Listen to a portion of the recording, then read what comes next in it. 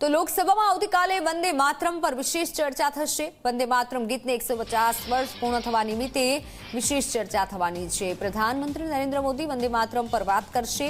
વંદે માતરમ સાથે જોડાયેલા ઘણા અજાણ્યા પાસાઓ પણ હવે સામે આવશે।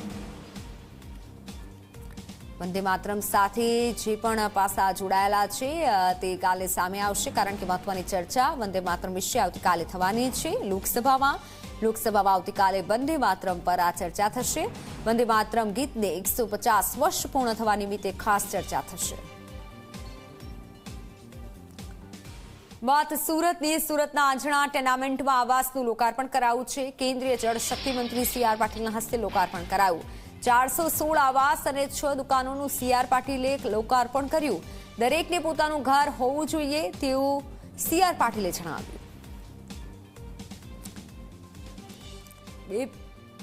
આ તરફ સી.આર. પાટીલે નિવેદન પણ આપ્યું અને રિબિન કાપી લોકાર્પણ કર્યું છે। આંજણા એપાર્ટમેન્ટનું કેન્દ્રીય મંત્રી સી.આર. પાટીલના હસ્તે લોકાર્પણ થયું છે અને 6 દુકાનોનું પણ આજના દિવસે લોકાર્પણ કરવામાં આવ્યું। સાથે તેઓએ જણાવ્યું કે દરેકને પોતાનું ઘર હોવું જોઈએ।